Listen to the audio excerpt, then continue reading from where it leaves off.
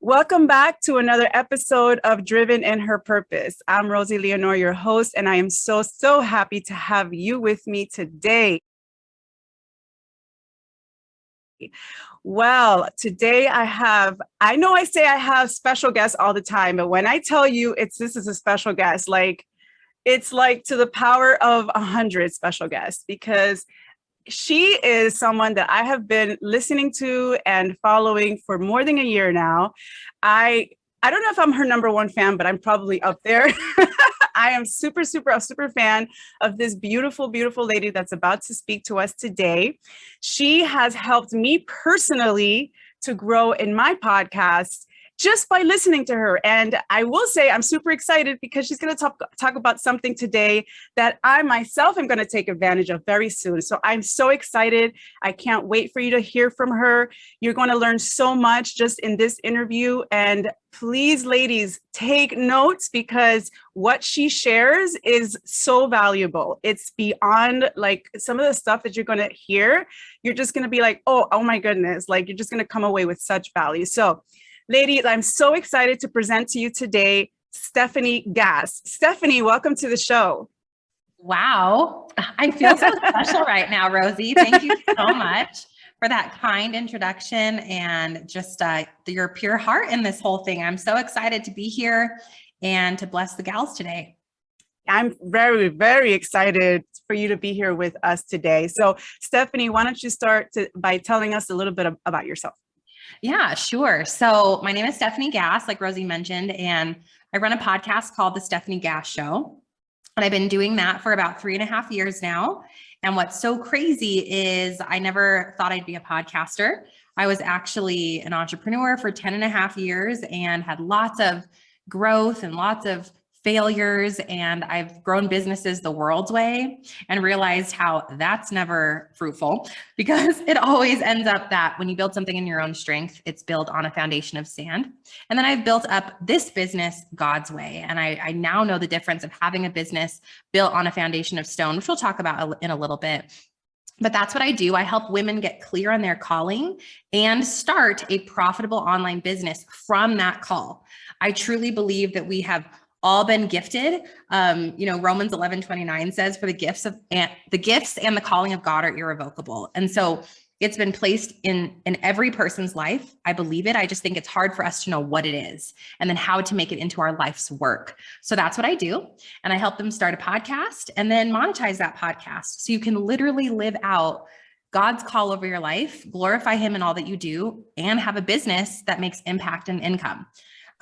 Also a mama, wifey. I live in the country and I pretend that I have a cute farmhouse because we're going to get one chicken. Just one, Rosie. That's what I can handle. So we have a cute farmhouse, but only with one chicken. And I do have 2 dogs. So that's me. And I'm obsessed with coffee. Love coffee. Always have. I obviously have one right here with me. Right, I hear you on that. That's me in a nutshell, girl. Awesome. Yeah, I'm a huge coffee lover too. Thanks for that awesome introduction. So I know you mentioned God as being such a powerful source in your life and in your business. So why don't we start with that? I'd love to talk about just having a faith-led business first. So for you, what does having a faith-led business mean, and how has it helped you and your business grow? Yeah, that's such a deep question. I think as I really sit and think about that, we believe as Christians, well, yes, I'm a Christian and I believe in God and I do things God's way. And I read the Bible sometimes, or I go to church sometimes, or whatever that might look like, right? For so many of us in our walk.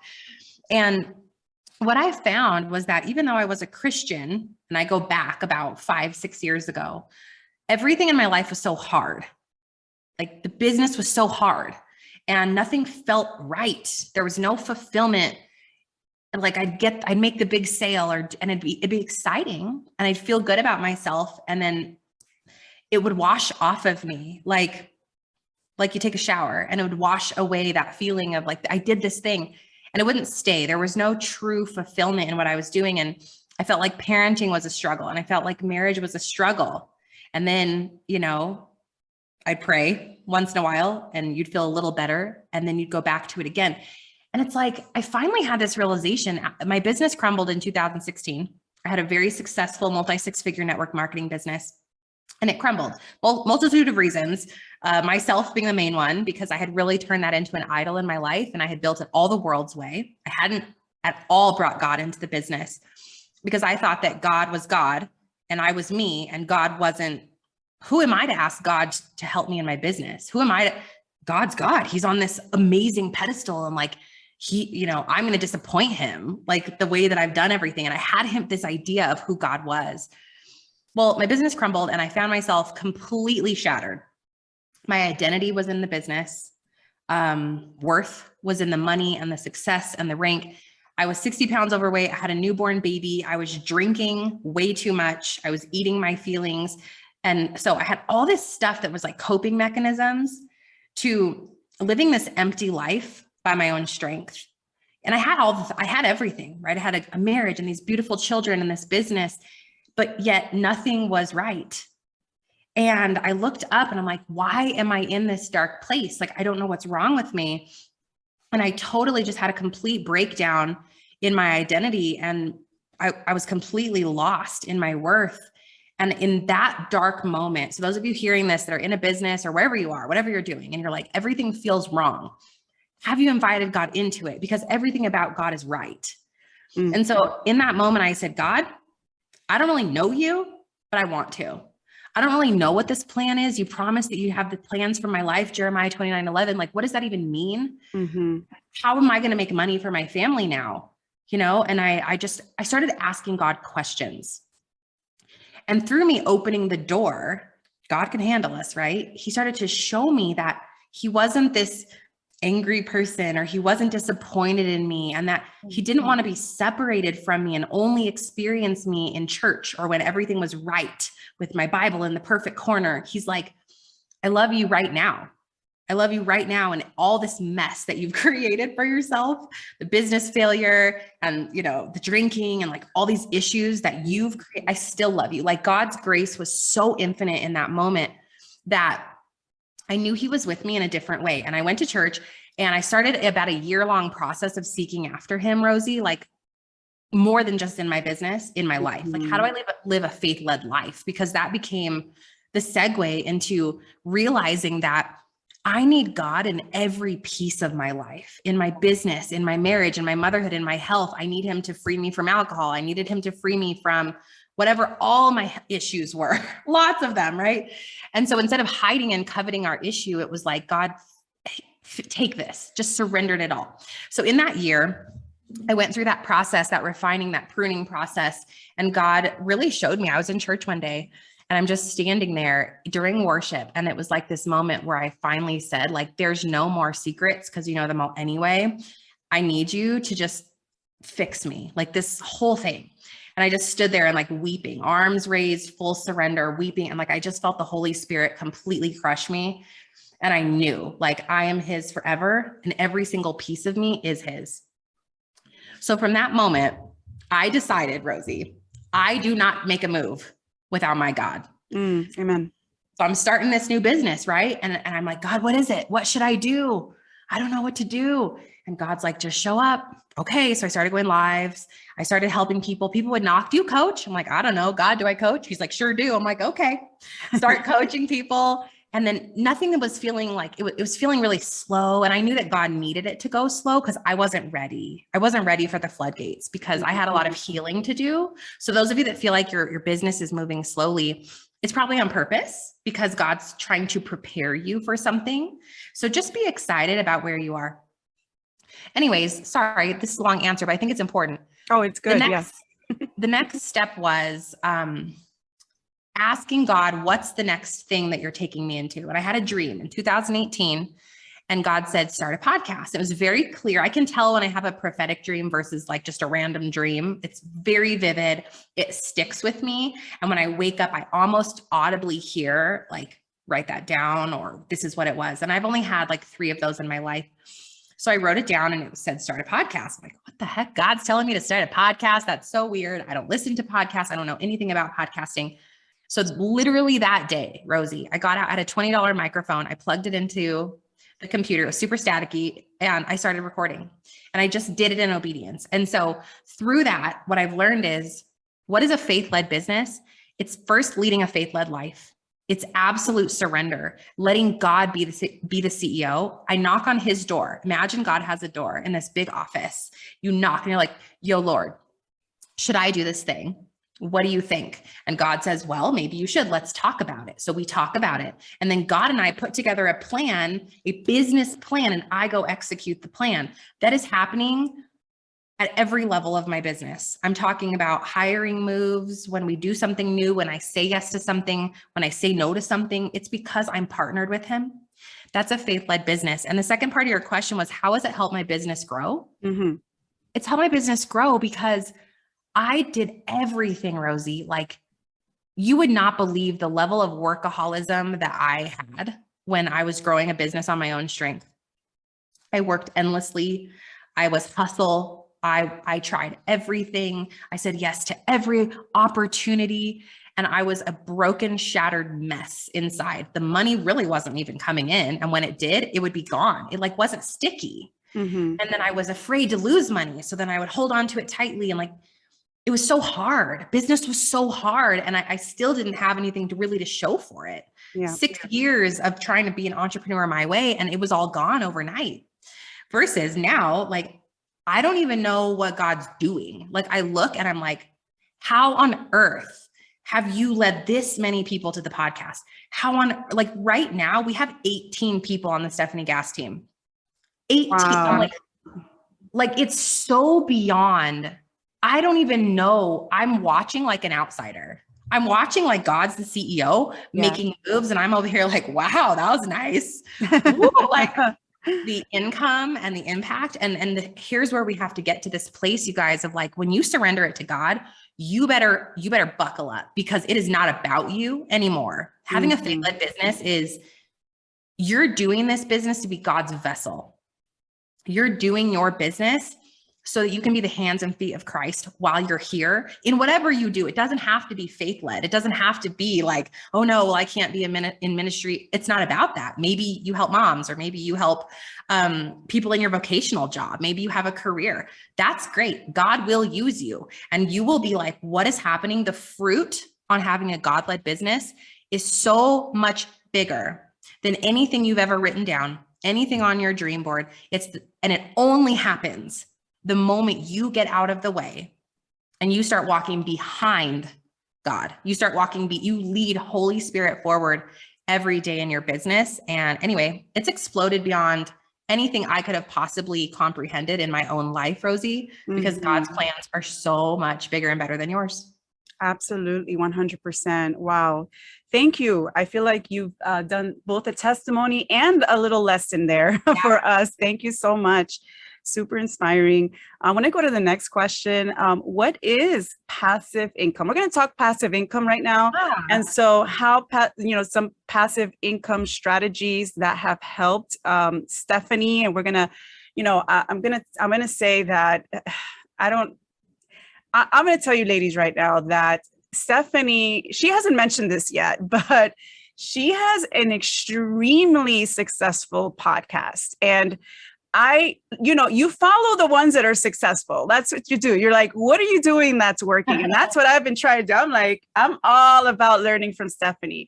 But she's also found amazing ways to make income just from podcasting. And that's, I'm telling you ladies, tune into her podcast, because it's Stefanie Gass Show. I'm going to tell you right in the middle of it. It's amazing. But she's going to talk a little bit now about how to make passive income and some strategies that she has been able to use. So first of all, if you can define for us, what is passive income? Yes, I love this. And you know what I love even more than the question, Rosie, is the fact that powerful women of God can talk about money. I love that.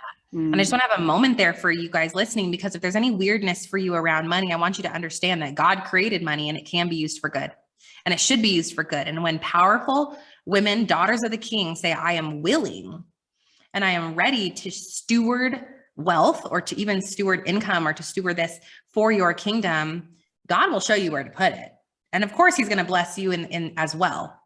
And sometimes it's so interesting, because you think of God's blessing or favor as financial, but it comes in all different ways, right? Like for me, it came in sobriety, and it came in like lots of restoration in the way that I parent and all of those pieces, and financially. So it's super cool that you truly can have God's blessing on your life, including finances. So it's just about why you want it and what you're going to do with it, and having God's blessing. So I wanted to lay that there first, because we're about to talk about passive income.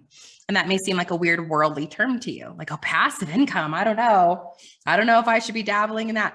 Of course you should. Passive income is amazing. What is it? Passive income is creating something that blesses other people with what you do. It's a solution that God's taken you through.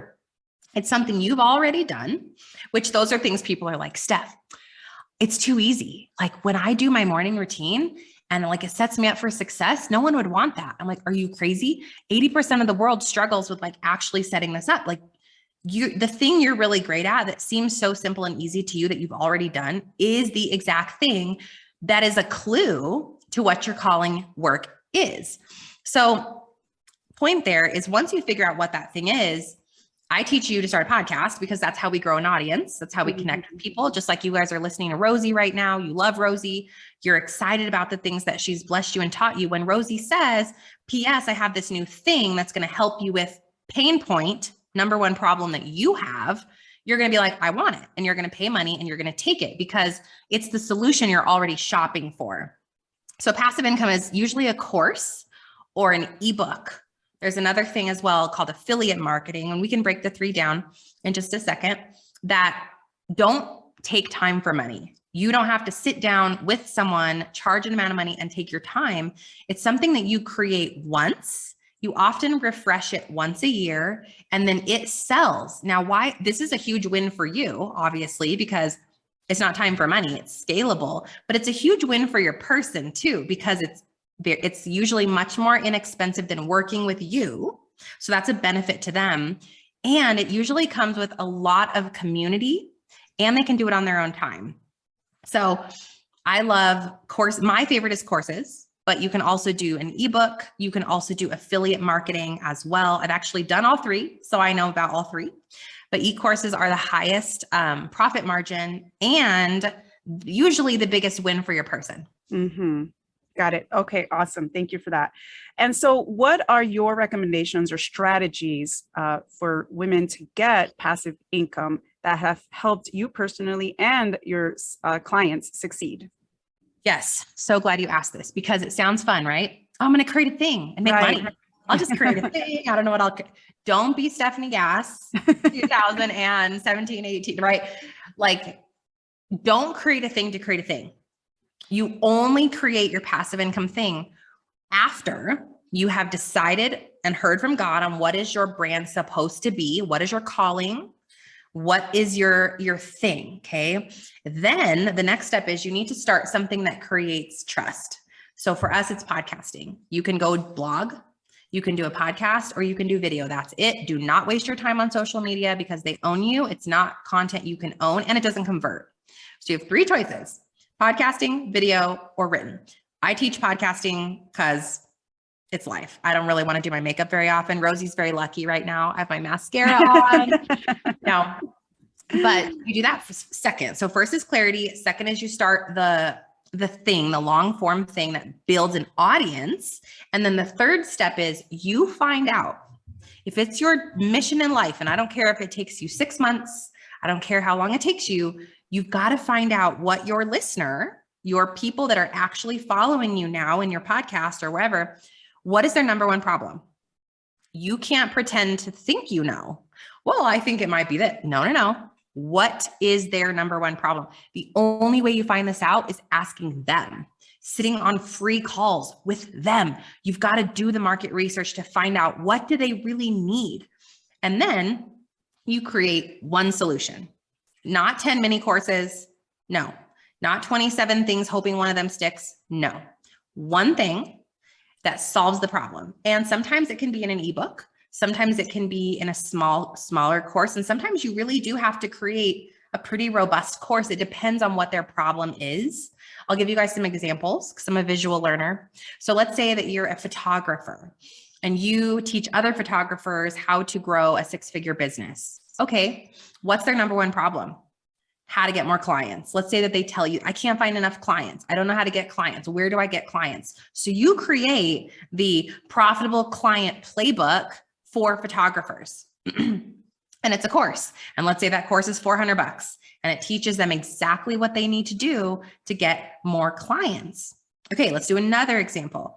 Let's say that you are a fitness coach for busy working moms. And you say that your number one problem is that you're a woman. Let me think about this.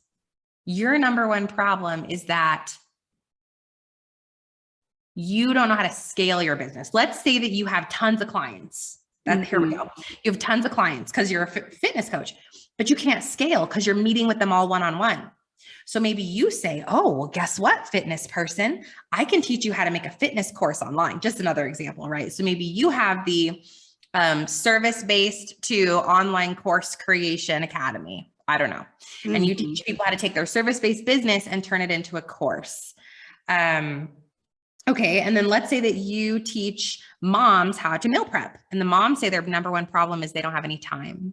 So maybe what you say is time management, and you have a time management master course that you know is related to your overall brand is something like, meal prep for moms, but you have a time management course that teaches them how to time manage in the meal prep.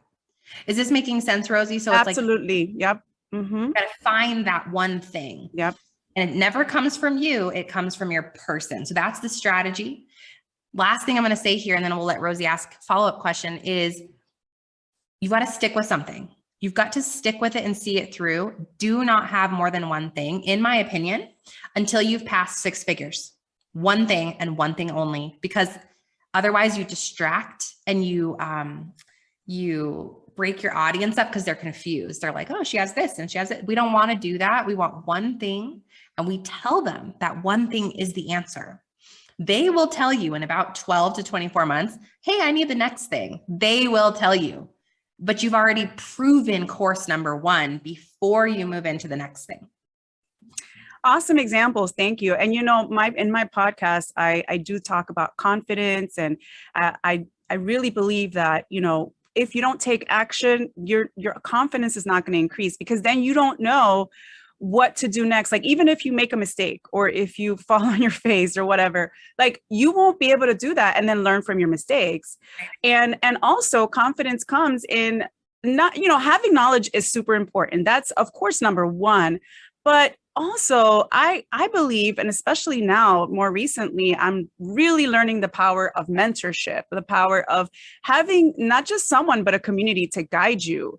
And so that I see is so key. I think women need to have that community around them. And I would love for you to talk a little bit about your community now. And I know you have something special coming up. You have a 4-day workshop. So I'd love for you to talk about that and the way that women can connect with you, and how can they find you, and how, so that they can get help from you. You're so sweet, Rosie. Thank you so much. I hope this helped you guys. Come check out the podcast, The Stefanie Gass Show. It's STEFANIEGASS. And then I do have a workshop that I think would be so perfect related to what we're talking about today, which is how to get clear on your calling so you can start an online business. And that workshop is totally free. It's an hour. That one I think would be super helpful for you guys. And that's at freeclarityworkshop.com. And then I do have a community, and my community is really for that Christian entrepreneur, female Christian entrepreneur who really wants to keep God at the center. She wants to have that faith-led business, sold out, like spirit-led. I am here for whatever it is, God, that you have for me. And that is on Facebook, and it's at stefgasscommunity.com. Awesome. Thank you. And, I don't think I told you this ahead of time, so you may have to impromptu here, but I'm sure you won't have a hard time with this. I'd like to end the show by asking 2 questions. What's one of your favorite Bible verses? That should be easy because I'm sure you have a lot. And then the other one is, what is one of your favorite motivational quotes? Okay. Well, the second one I have to think about, but my favorite verse for right now, I think, doesn't this always like move with you? Like, I'll hear a verse like, oh, that. And then like, anyway, the one for this year that really was blessed as like a download that God gave me at the beginning of the year was Romans 15:13. May the God of hope fill you with all joy and peace as you trust in him, so that you may overflow with hope by the power of the Holy Spirit. It's just such a blessing. I'm like, oh, like a life full of joy and peace, all because we trust in him. That's the what that gives us the blessing. And then what happens next? We overflow with hope. So now we're blessing other people with joy, peace, and hope. I'm like, oh, it's so good. It's so good. It really is. And then my favorite motivational quote, and I don't know who said this, Rosie, but they said, everything's hard until it's not. Yeah. I'm so here for that. Cause I'm like, everything's hard. You know, it was hard when I launched the podcast. It was hard when I hired my first employee. It was hard when I, you know, had to hire an accounting team. I'm like, what am I doing? Like, it's hard. I had to move out of our house for 3 weeks to redo like the floors. Like, everything's hard. Parenting is hard. Marriage is hard. Everything's hard until it's not.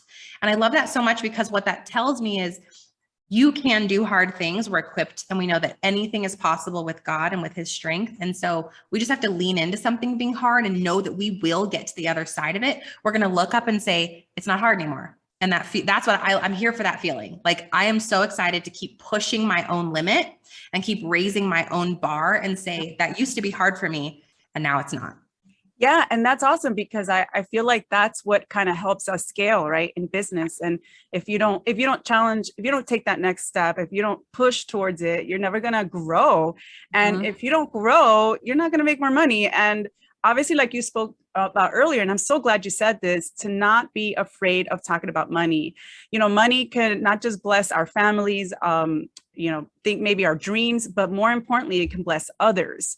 You know, we can do so much. There's so much we can do with money. We can bless others with it. We can do God's work with money so much. And so, you know, being able to take that next step and not being afraid, and not being afraid. We are going to be afraid, but to, you know, take the steps to overcome those fear obstacles. And I know you talk a lot about that.